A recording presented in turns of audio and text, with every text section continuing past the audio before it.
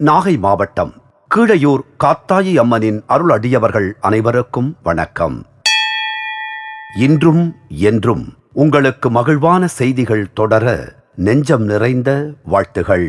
உடனே விஜயரங்கர், வீரா, நீதான் படைகளுடன் மதுரைக்கு புறப்பட வேண்டும் என்று சொன்னதும் வீரனும் வெற்றியுடன் திரும்புவேன் என்று சூளுரைத்து மதுரைக்கு புறப்பட்டான். அங்கு அவனுக்கு தனக்கு இணையான ஆசனம் கொடுத்து கௌரவித்தார் மன்னர்.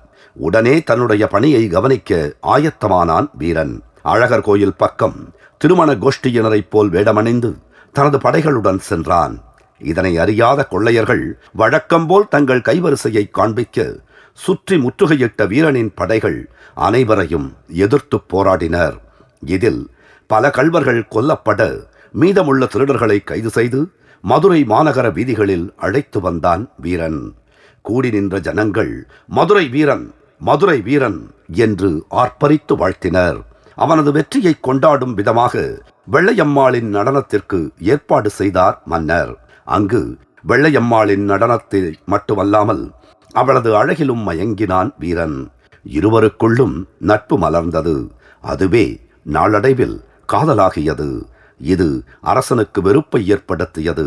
ஏனெனில் அரசனுக்கும் வெள்ளையம்மாளின் மீது ஓர் ஈர்ப்பு இருந்தது. இதற்கிடையில் மதுரை மீனாட்சி அம்மன் மீதும் அவனுக்கு சொல்லொண்ணா பக்தி ஏற்பட்டது. அனைத்தும் மீனாட்சி அம்மனே என்பதில் உறுதியாக மாறாத பக்தியுடன் இருந்தான். மதுரையிலேயே சில காலம் தங்கலாம் என்ற எண்ணம் இருந்ததற்கு வெள்ளையம்மாளும் ஒரு காரணம். இவர்களது காதலை வளர்க்குமாறு ஒரு சம்பவம் தானாகவே அமைந்தது. அதாவது, தப்பித்து புறமுதுகிட்டு ஓடிய கள்வர்கள் அன்று வெள்ளையம்மாள் வீட்டிற்கு கொள்ளையடிக்க திட்டமிட்டதை அறிந்து அங்கு சென்று அதை முறியடித்ததோடு அன்றே வெள்ளையம்மாளை தனது உடைமையாக்கிக் கொண்டான். இதை அறிந்த மன்னன் எப்படியாவது அவனை அங்கிருந்து அனுப்ப எண்ணம் கொண்டு அவன் மீதுள்ள கோபத்தில் 10 நாட்களுக்குள் தப்பியோடிய அனைத்து கள்வர்களையும் பிடித்து வர வீரனுக்கு உத்தரவிட்டான். வீரனும் உடனே புறப்பட்டான்.